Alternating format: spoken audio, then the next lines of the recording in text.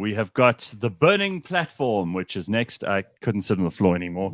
Managed to Okay, I'm just managed going to to locate a readjust chair. myself. I think. Would you like a Thank chair you as for well? all those yoga classes.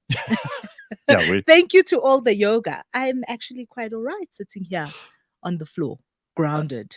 now I will. I'll be revealing all in the next couple of weeks, but we're also going to be doing something different on the burning platform going forward. But I'll tell you more about that as we get closer to our start date on something new, because I think also that the burning platform, while it's a terrific talk shop and we've had some very, very smart people in here, also we need to start getting things done. And Phumi was right earlier when she said that people who go to marches and things, they feel like they're doing something.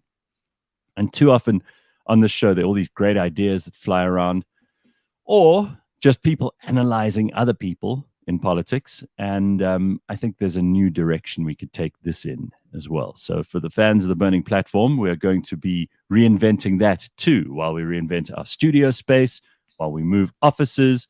All of this stuff is happening at once. And I'm pleased to bring to the show, for the last one that we're doing in our old studios, Phumlani Majozi. Hello, Phumlani. How are you? Oh, hang on. Let me just make sure he's on here. I think you're on mute. You're on mute, Phumlani. Ha. 3 years later. Oh, 3 years yes. later, 3 we are years still later. telling you, unmute yourself. Can you believe that? 3 years later. But thanks, Gareth. I'm well. It's great to be back. Good. And it's great to see you, both of you. Welcome to He's a bit soft, 2023. hey? And I hear that you guys are moving into a new home, right? We are indeed. That's great stuff. That's progress. It is. You got to keep moving, right? And by moving, we took it very literally and decided to pack boxes. You must see the passage here; it's full of cardboard boxes that are full of stuff. All right, so Phumlani, I mean, the country is moving at a snail's pace, but we're still moving. We're moving in a direction where I think most people are just getting hot full, and we haven't spoken to you for some time. So I know it's a new year, and I know lots of people are very amped up and ready to give it horns. But the problem is, you need power to make an economy work. And I think the ANC has just realized now, after 28 years in power, the ANC finally realized that you actually need energy to run an economy. And I think it's too late for them. This is their biggest blunder. And maybe you can correct me if I'm wrong, and Phumi, jump in here if you agree or disagree. The ANC has now caused its own trouble. And this is nobody else's doing. You know, you can blame whoever else you like. You could blame engineers at Eskom. You can blame bad management there. You can blame the ministers who we've had in various portfolios. But at the center of all of this, there is an ethos of cadre deployment and a lack of care and consideration for things that work, a kind of an almost childish notion that if you just leave things, they'll just carry on running. You know, electricity will just keep on working. And in the meantime, all that money that we're meant to be generating and that we're giving from the fiscus to Eskom, we can just pocket that money because that's the ANC's ethos. Am I being very unfair? No, you are being very fair. So, I mean, what you have outlined is very much true. The ANC has sort of mismanaged the country, and where we are right now, it is indeed their doing, because this thing was highlighted way, way back, that we are going to have issues in the future with respect to demand and supply around the energy market in South Africa. And the initiatives and the right way of doing things in terms of reform, ensuring that we can sort of be able to meet the demand when it rises in years to come. The preparations for that were not done properly. There was state capture as well. There was massive corruption. There was massive mismanagement of projects focused on building the new power plants or power stations. So all this really is the ANC's doing. And I liked when you use the word "it's too late," because when you look at, there's a new article, I think this morning by Business Day, that basically says that the ANC, the polls, there is a poll that was released that shows the ANC has basically been hard hit by the load shedding in terms of support. That they are getting less than 40% of them, of support in that poll. So I mean, remember the blackouts. It's something that is really where you feel as an individual. You sense that you are feeling the negativity of load shedding, right? It could be your business, it could be how you work, it could be how you plan your day.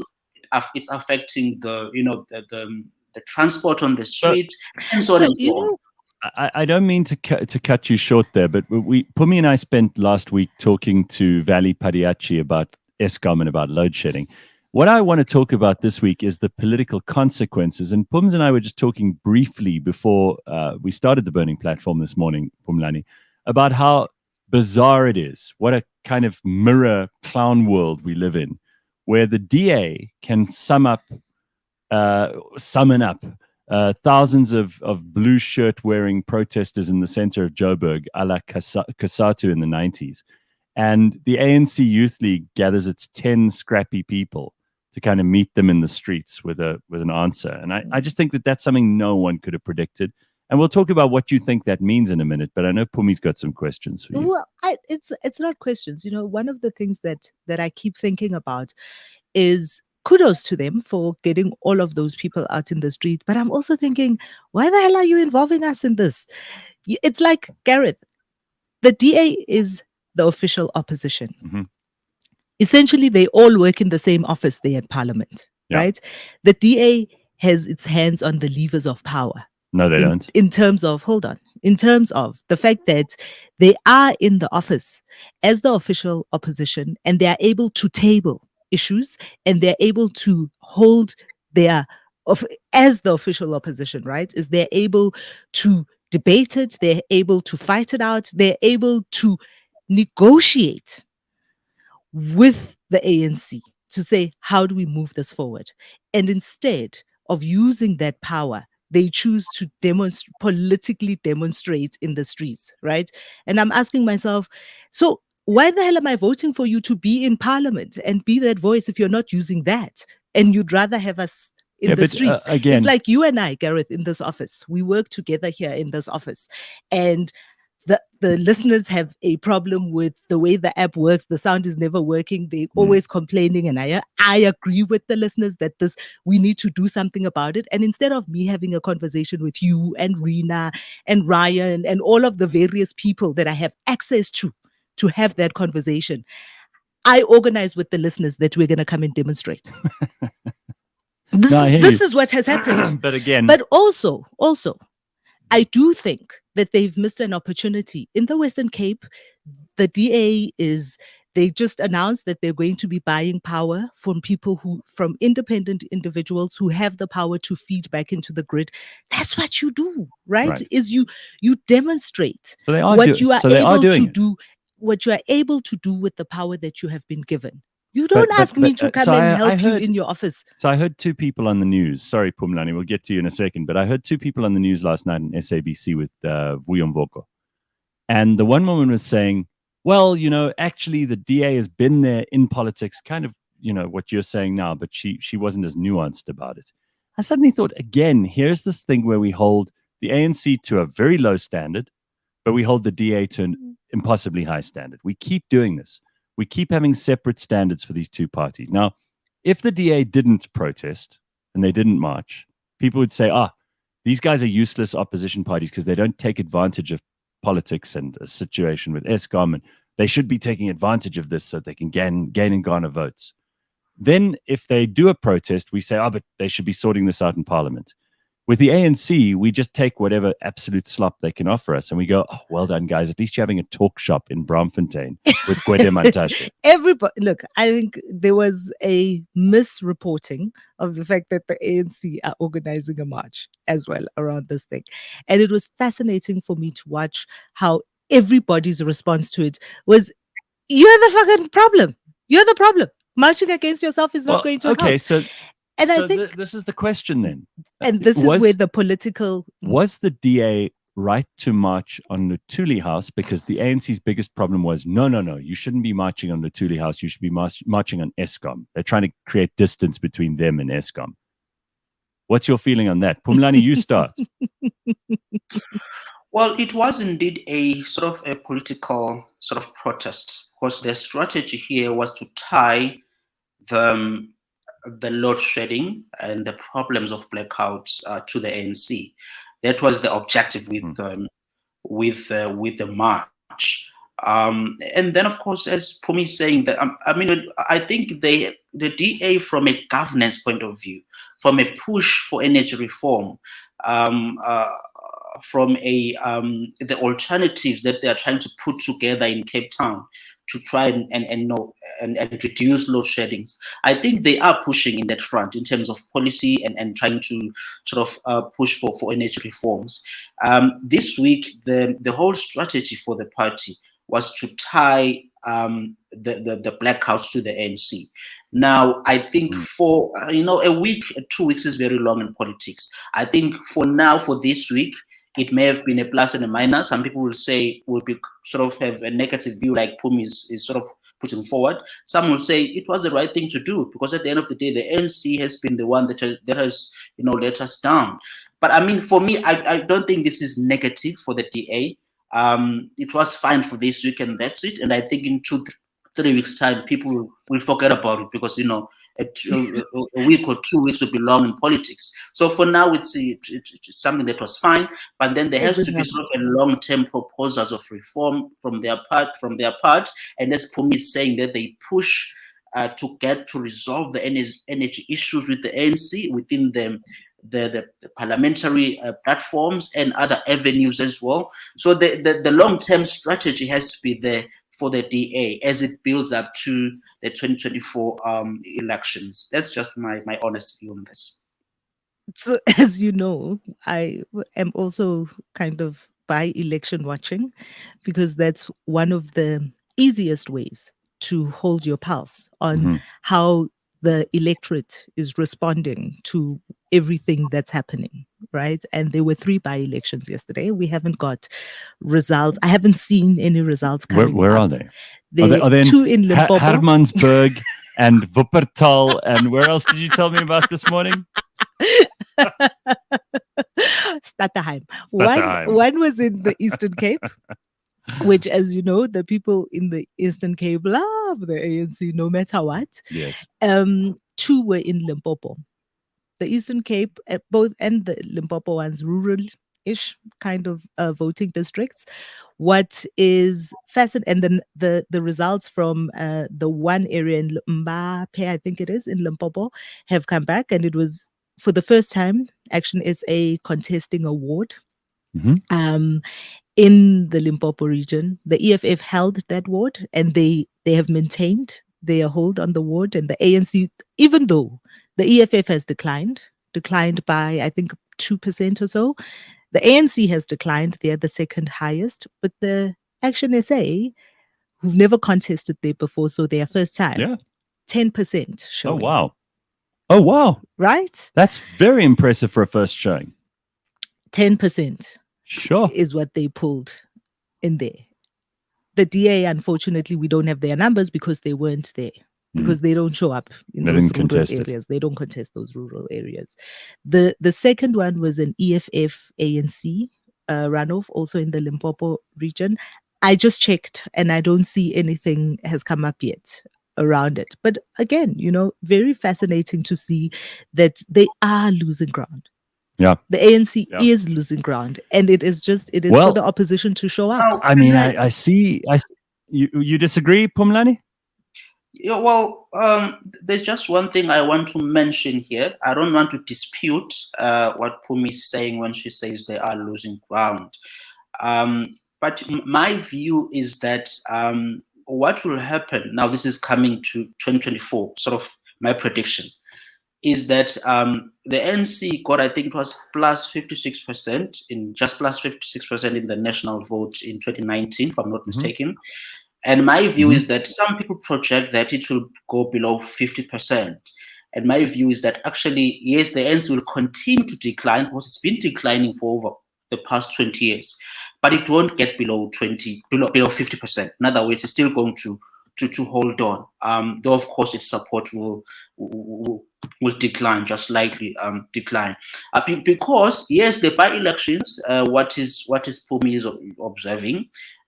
Yes, they may look like, and locally the NC has been really getting a hard hit, but when it comes to a national level, there is a really high chance that people will say, well, at a national level, we'll continue to vote for the ANC, and then locally, maybe I can vote for someone else. So there will be many of those instances where people split their vote, right? And therefore, at a national level, you still get the ANC, governing the country post 2024. And then in locals and all that, provincial, then you might see some big shift there taking place. That is just what I think is going to happen in 2024. So what do you both have to say about, Pravin Gordhan? I saw trying to defend himself on the news last night, and he's never done that before. He's always kind of just. Was it the real Pravin Gordhan? Did he actually show up? No, it was on the hologram. No, it was virtual. So we don't know. Could be AI. We have not seen Pravin Gordhan.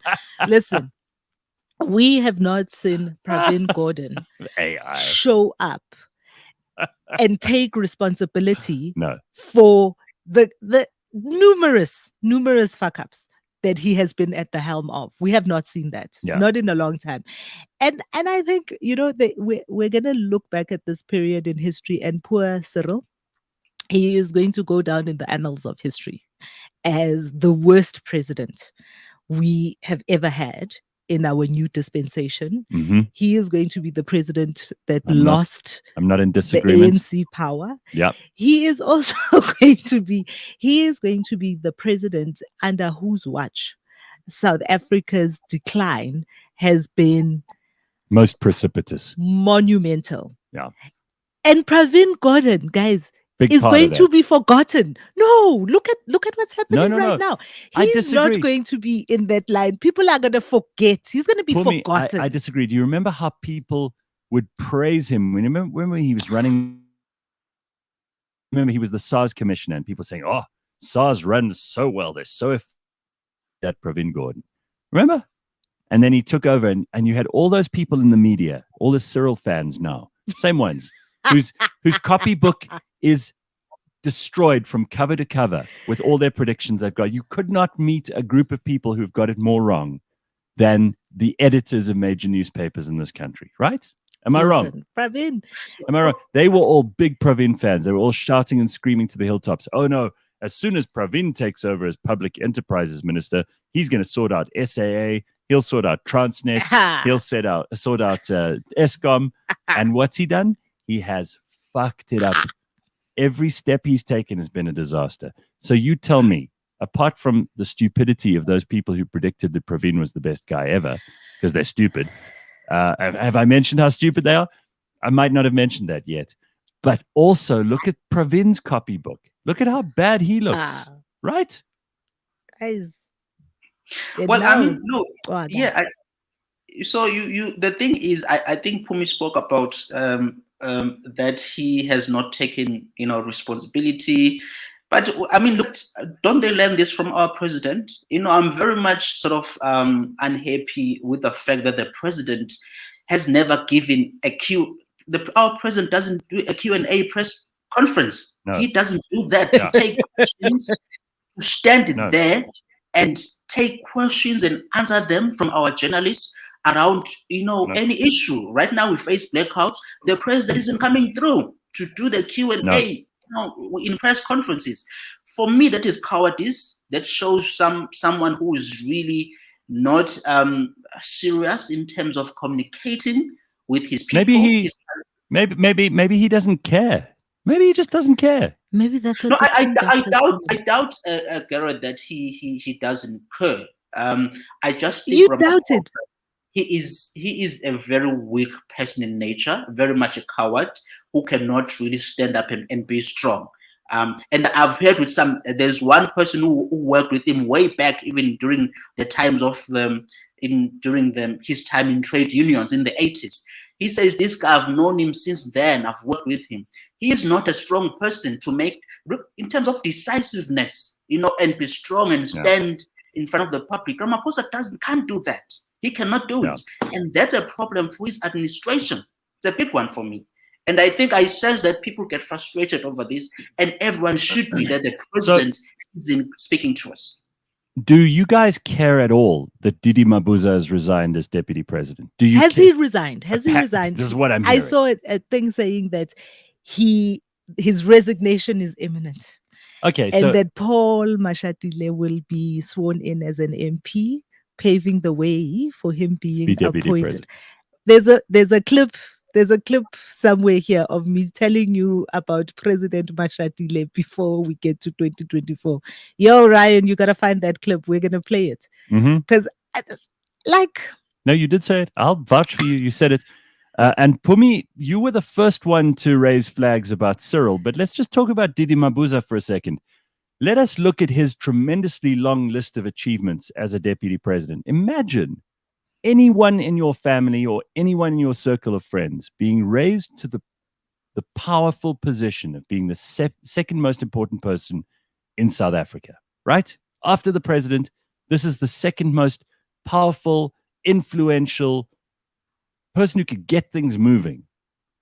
Previously we had Thabo Mbeki. Previously we had Right? Cyril. No, but previously we had let's go all the way back. Thabo Mbeki. We had Jacob Zuma. Deputy president was they were ushering you into the position of president. Essentially, it was like a dress rehearsal. And in most countries in the world, you have people who are really going to get things done from a head of government point of view almost. What has Didi Mabuza done apart from fly to his house he's built, an enormous house he's built for himself in Nelspruit on taxpayer money, very often in private planes, but sometimes also on normal passenger planes. But aside from build his enormous house in Nelspruit, what has David Mabuza done for South Africa during his term? So here's my conspiracy theory on that. I'm all ears. You know, we spoke about magic earlier in the show. Now, David Mabuza has had a very elaborate magic act with lots of misdirection. So we have all been watching a particular thing. We've kind of everybody was watching that DD. People were unsure about this guy and who is he? And he's a little bit scary, you know. Every time you hear him jokingly talking about taking people out, and that's this, and everyone's like, this guy's a thug. Who's this? And he has been the bogeyman that everybody was holding up as to why Cyril must succeed. Because if Cyril is recalled by the ANC, then Didi Mabuza becomes the president. And everybody, he was that bogeyman, right? And I put it to you, my friends, that while we were engaged in this kind of watching Didi for any kind of nefarious action, and while we were treated to hold his poisoning and Russian escapades, Didi Mabuza has very quietly been siphoning lots of like government money and tenders and possibly putting his own players in a lot of positions that gives him a very quiet access to all sorts of nefarious things. That's what and provided a useful counterpoint to Cyril, right? And so he's ready now. He's ready now to walk away because all his pipelines are in place. Yeah. His pipelines are in place and nobody has been watching him. What do you think of that, Phumlani? Well, I'm not surprised that he is to step off, especially after the elective conference last month that clearly dislodged him from power within the ANC.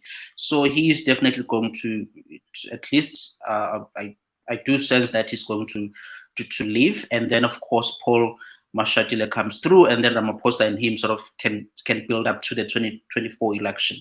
The Mabuza's record, to me, it's one of those sort of where I wasn't seeing what he was doing. You know, I would hear that he has flown to somewhere in Eastern Europe for some medical whatever issues that he had, but it was Russia, Russia, yeah. Yeah. But Yeah. to point to something tangible that he has done, I don't. I haven't seen anything, and again, it comes back to learning from their leader, who really you cannot pinpoint. There's an article I'm writing this week, I'm publishing, where I'm saying you can't really pinpoint the fundamental sort of stuff and the fundamental changes for South Africans since Ramaphosa came into power. And the big question as we build up to 2024, it will be, how has your life changed since the man or Ramaphosa came into power in 2018 when they dislodged Zuma? Yeah. So I mean that's the big question South Africans have to ask. And in my sort of view, nothing has really changed. And again, I'd love those cheerleaders of Cyril Ramaphosa's in the media to own up and admit that statistically South Africans' lives are worse since he became president. On top of statistics here, we're not talking about just saying things randomly. No. So I mean, things they haven't really improved. And as you say, the cheerleaders. The question is, what are they saying now? I saw the Economist magazine in London that endorsed Ramaphosa. Remember, they put him on the cover story of theirs in April 2019, saying that he's South Africa's best bet. Last month they said actually they overestimated Ramaphosa's ability to drive change in the country, and they've called for the coalition of the clean. So they've also abandoned him. Right. And the question is, can people who really were sort of pushing for Ramaphosa own up now and say, actually, we do need an alternative, and the country cannot be fixed by the ANC at this point. It's too late, which is the words you used earlier. So let me ask you both this question now. Sergei Lavrov, the Russian foreign minister, was in South Africa this week. He went to visit Naledi Pandor. Two of them had a nice conversation, posed for some very happy, smiley photographs afterwards. Is Russia not the most villainous country on earth now by a fair margin, according to most people you'd ask? And are we really, like a friend of mine jokingly said on Instagram the other day, wow, South Africa really is lining up to be on the bad guys' side of the next world war, because we are very cozy with China, we're very cozy with Russia. It seems like we keep making friends with the people who everybody else sees as the bad guys. And do we really does Naledi Pandor want to be in a photograph with him? Because we know not so long ago, she was trying to position the Department of International Relations and Cooperation on the Ukrainian side of this. Now she's meeting Lavrov. What does this mean, and how does it position us internationally? And you know that we currently have a joint drills with Russia, China, and South Africa. Yes, that's right. We're doing military exercises together. Yeah. I don't know what we're providing, because I don't know that we have too much equipment and all of our soldiers are fat and old. But okay. But guys, so the ANC has made it clear to us about what their foreign policy is and who they are lining themselves up with. And that is? And it's Russia. They're clear that Russia is a friend, and where they can, they will remain neutral, but Russia remains a friend. And, we learned it from Nelson Mandela. We never abandon our friends. Mm-hmm. But also, I think, as South Africans, the emotion of everything that is happening and happening to us is so high that we're also not looking clinically at all of the various world issues that are happening, right? It is very clear that America has got a lot of its own problems. Sure. And it is also very clear that America does abandon its friends. Mm-hmm. Oh, they've done that. They've done that to themselves. Right. Nobody's having to read the tea leaves on that. And so I think that there are many people, India included, who are asking themselves it's a natural kind of veering towards, right? Because of BRICS, because of all of those various factions, that the ANC has made a decision that says, when the chips fall, this is absolutely where we are going. I think it is very simple to look at it in terms of good and evil. Yeah, but And that's how most of the world does. I'm not saying it's yeah, right. that's to look at it in terms of good and evil, and who is good is also a very subjective thing, right? Who is good is also subjective. And the So fact that America's power is waning in many ways, sure, guys. but then let's look at the advantages and disadvantages of being friends with Russia. What do we get out of the deal? What are we getting out of this? Listen, with our president right now, I think we're all asking ourselves, what are we getting out of every deal? He is currently holding his begging bowl at anybody that's got a whiff of cash Yeah. coming this way. He's just taken 8 billion rands from Joe Biden for the just transition. He keeps taking money from anybody The holding it EU, out. yeah. And what we don't know, because as Phumlani was talking about, is he doesn't answer questions, right? So what we also don't know is we don't know what the terms are. Mhm. We don't know what the terms of all of these loans, all of these monies that are coming this way. We don't know what the terms are. We don't know what it is going to be used for. There are these vague terms that are being thrown about, like just transition, moving away from coal. I mean, it's quite a thing that like you get more answers out of AfriForum than you do out of the president, And where is that money going? right? I mean, isn't that ironic? Pumlani, what do you want to say about our foreign policy before we move on from this? Oh, well, it's I've been asking myself what exactly is the national sort of long-term strategy in our foreign policy, and I don't see the concrete right sort of a strategy for our nation. There's an analyst who pointed something out on TV this week, and he was asking, what exactly, as you just said, Gareth, what are we getting out of this? Yeah. Because Russia is not really even our sort of big trading partner, right? I think we have China No. at the top and then the EU. So it is not even a big sort of trading partner, Russia. So why are we so much, into this friendship with them? And to show off and be arrogant at a time when next month it will be a year since Russia sort of went in and invaded Ukraine.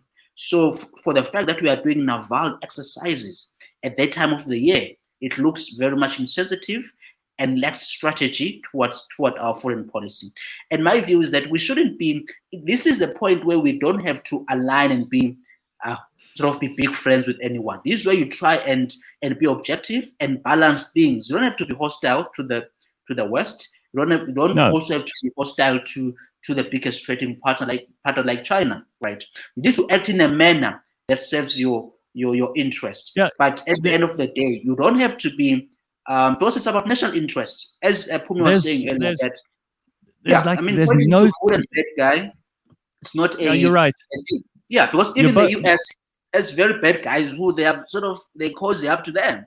So I think, but it's about a strategic sort of positioning that you do things at the right time. You don't want to come out and say you are neutral, yet you are able to basically tolerate something like having these naval exercises and things that they look quite insensitive to much of them of the Ukrainian people and Western world. I don't, while we're talking about who our friends are and who our friends are not, and the various foreign dignitaries that have come to our shores, Mhm.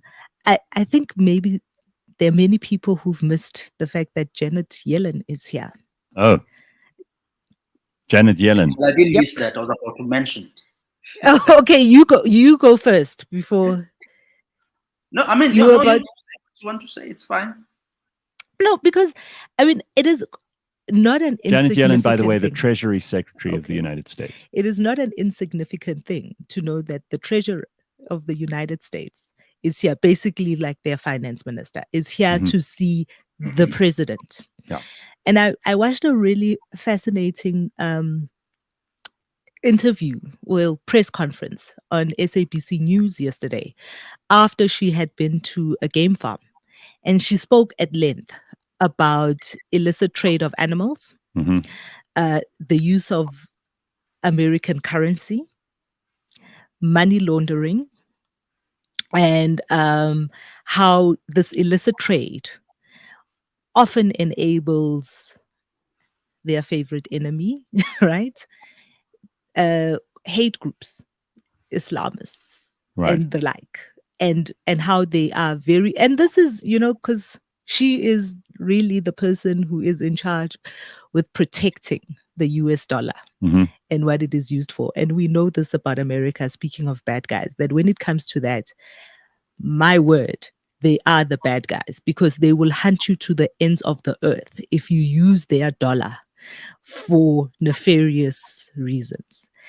And when I was watching that and listening to her speak, I couldn't help but think about the 64 million US dollars that were found in a couch at a game farm belonging to our president.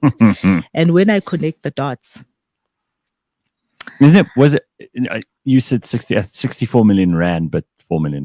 yeah, $4 million, sorry, $4 million, right? And I couldn't help but connect the dots that say, maybe Janet was here to warn our president about whatever it is that he's busy doing.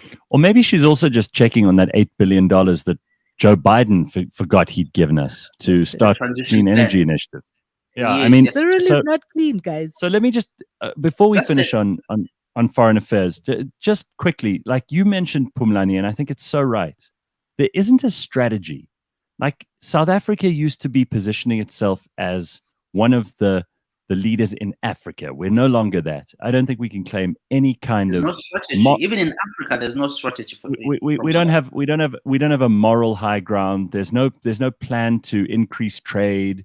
The last major moves were made under Thabo Mbeki when he and Obasanjo started the AU. That was the last time we had any kind of leadership in Africa. I don't think that the rest of Africa looks to us for anything anymore. That's the first part. Yeah.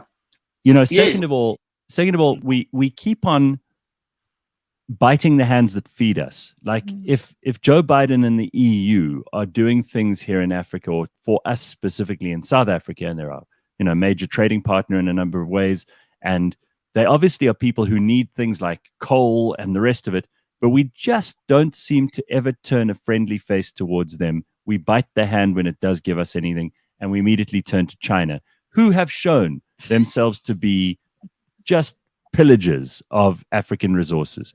They will take ports, they will take mines, they will take anything as collateral. They've done it in Angola, they've done it in Mozambique, they've done it in railways. That whatever they need to take, they just take. There's absolutely no friendliness about that at all. And there's also no white guilt, which we should be better at using to our advantage, because the Chinese don't have any of that. Europe and America do. They don't have what, Chinese guilt or something. No, they don't give a shit. There's no, they never will.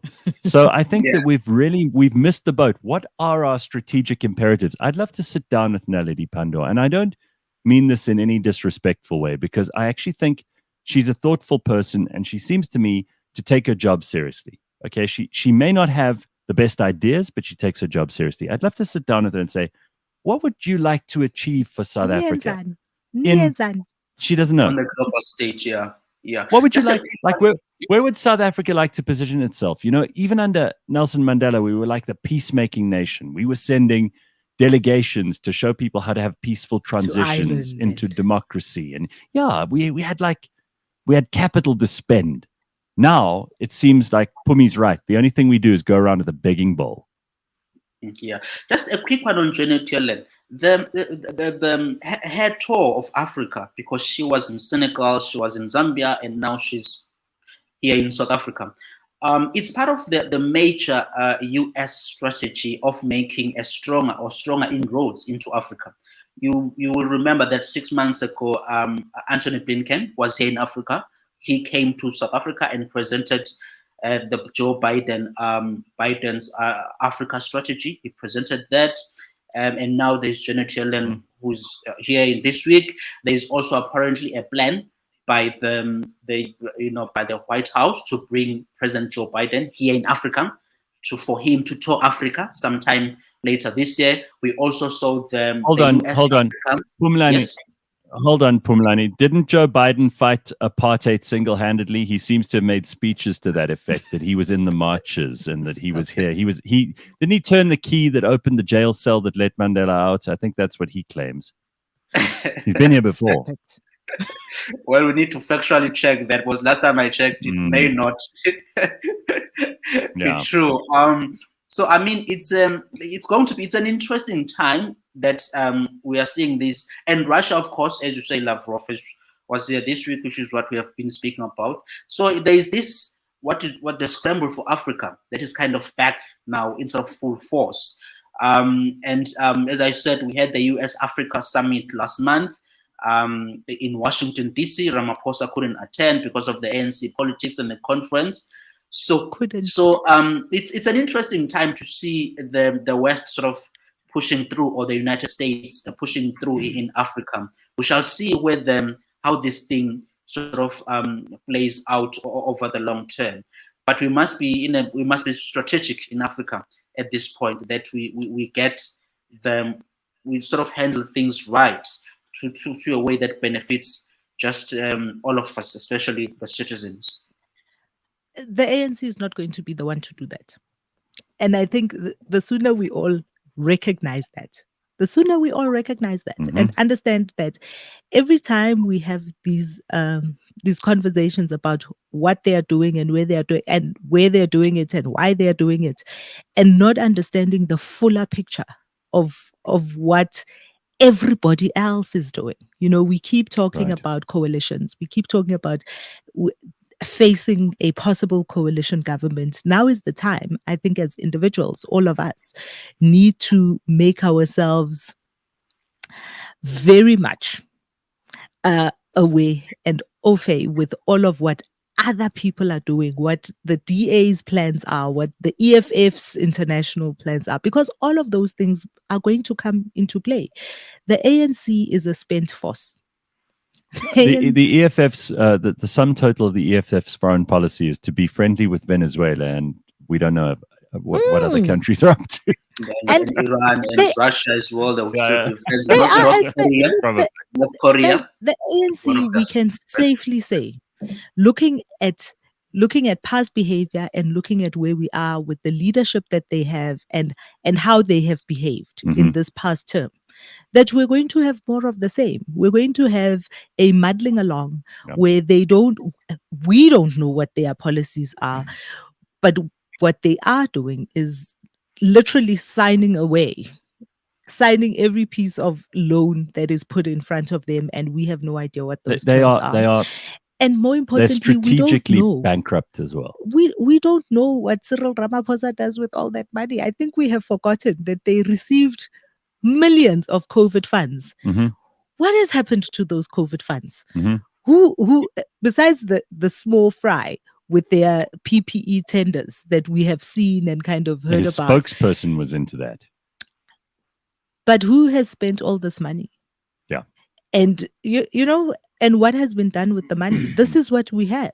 This is, and this is why it is important that we rally around the organizations that we believe can displace them and whittle down the kind of power. Because right now, unchecked, the power that they have is unchecked, because they are the largest voice, they are the largest number of voters and all of that, in parliament, I mean. But that's why we have to rally to whittle down that power, because otherwise we're just muddling along towards an edge that we don't even know. Well, guys, I'm very, very sad because Jacinda Ardern is no longer Prime Minister of New Zealand. I don't know what I'm going to do, because I was a big fan, as you know. She was one of the strongest supporters of lockdowns, and also, she was a real feminist icon, and she was a hero to the people who thought lockdowns were a good idea. One of the longest and most tough lockdowns in the world. And then when they eventually opened up their borders, look at what happened. No one could have predicted that. COVID went through the roof. And then when she was held to account, and they actually said to her, holding her feet to the fire, Jacinda, you made terrible decisions. She got all emotional on TV, and she stepped down. Shame. So she's resigned. So no more Jacinda Ardern. But now we've got someone whose name could only be New Zealand perfect. His name is Cross Hopkins. I kid you not, that's his name. Cross Hopkins, who looks like as someone said, if John Smith and Sean Pollock's parents had to have Wow. a child. And Chris Hipkins is the new Prime Minister of New Zealand. And he's just taken over, so we'll have to give him a chance. And he's the 41st Prime Minister of New Zealand. But he seems already to be following in Jacinda's footsteps, because he said they're going to, if any other pandemic comes, they'll do exactly what Jacinda had done. So no lessons learned there at all. New Zealand also spitting out real leaders of quality, just like South Africa. Although I do love the fact that Jacinda took the decision to step down. Do you love it? How? She was kind of forced out. It even forced out. She walked away. Even if she was pushed and didn't jump. I'm sorry. I'm not going to let you. I'm not going to let you spin this into a victory. No, it's not a victory. It's not a victory for her. That's fine. But one of the things that we know here on this continent, right, is people have to be dragged away from those positions. Sure. People like the Cameroon, you were speaking about the Africa-US summit. I mean, Cameroon, fuck's sakes, they have a president who doesn't even live in the country. He lives largely in Switzerland. Yes. He's been in position for 40 freaking years. Mm-hmm. A couple of weeks or months ago, there's a video on social media and widely reported, because I saw it from a BBC Africa report, right? The president of South Sudan, this is a new country, peeing on himself. He's that old, cannot hold the facility, like fuck's sakes. So for me, a person that can take the decision to say, listen, I'm not doing what it's not working for me, not working for you. Right. I'm okay. All right, that's it, guys. I'm walking away. Fuck, that's a win. Yeah, the president of Cameroon, Paul Biya, has been there since 1982. 1982. 40 freaking years. I had to he doesn't even live there. He's 89 years old. And Pumi's right. He lives in Switzerland. It is disgraceful. I mean, and the people of Cameroon are what? They're okay with that? So, listen. You get the government you deserve. For the fact that she, had the presence of mind to go, okay, it's not working for me. It's not working for you. Okay, I'm out of here. Great. Yeah, actually, we could wish for that. Great. I hear you. All right. Phumlani, we've got a couple of minutes left. Anything you want to throw into the ring before we let you go and finish up and dismantle this studio once and for all? No, I mean, for me, what I'm watching is really the what Ramaphosa has said, because he has told Eskom not to effect the 18.6% tariff increase, which is quite interesting. I saw an editorial this morning on Business Day, a very smart editorial, basically saying, Mr. President, somebody has to pay. There's no way you can avoid paying. Somebody has to pay. So the fact that the president can come out and say, Eskom must not, effect these tariffs, it does make somebody has to pay, and the question is who's going to pay. So we should not be manipulated like that, in my view. And then you have Panyaza Lesufi, the Gauteng premier, who has gone around in Soweto telling people that he wants to sort of write off the 5 billion rands debt of Soweto. That's populism at its best. And I'm not sure those are the kind of leaders who can move South Africa forward, who really play with people's emotions and really bring things that will destroy the country over the medium and long term. So I guess someone was tweeting that we should see more of this kind of gifts from the ANC government ahead of the election in 2024, writing off debts, T-shirts, food parcels. You can go on as you build up to the 2024 election. So for me, I think those things will be the strategy to manipulate us as the electorate. We need to watch out for that over the next months. It will be interesting to see how South Africa evolves from the political perspective. You know what? That politicking of Banyaza Lusufi a couple of days ago reminded me of, Red Fox, African American stand-up comedian and Yes. actor. And he had a shtick about how, if there's going to be that, please God, if you're going to send us a natural disaster, make it in election year. Because then politicians show up. And this is exactly what We'll fix the things speedily before the election. this is what we're seeing, right? We're seeing all of the politicking we're seeing all of the big things that they think are going to move the dial. But I think that they certainly are in a position where it is not even too little too late. They have pissed away Mhm. a moral high ground.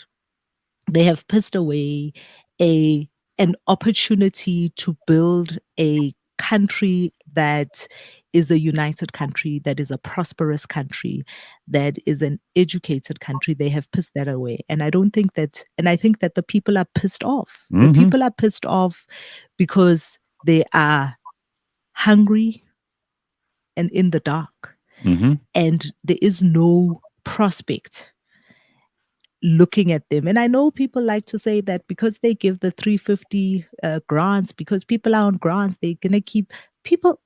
People understand that their grant is not going to make them rich. I think if it's not going to make them rich. It's not going to fix their lives. It just holds them over barely.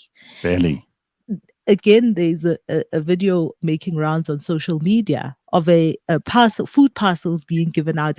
I don't know where it is. I actually think it's like Pretoria or something, just hearing from the voices and what the people are saying. And there's an old lady who, as they're trying to give the food parcel, her words exactly as Ramaphosa. I think I'm not going to say it. It's too vulgar, Go right? No, I'm not going to say it. It's too vulgar. But she basically says, "Fuck you, Ramaphosa, and your food parcels. You and your ANC, your useless ANC. I don't want to hear a thing about you. I don't." And that for me is what the mood on the ground is, Mhm. right? Is even the food parcels are not enough. Even the grandstanding and the grand gestures Yeah. are no longer enough. I think it's for the opposition to fumble this one. Let's hope they don't. Let's see what we can do.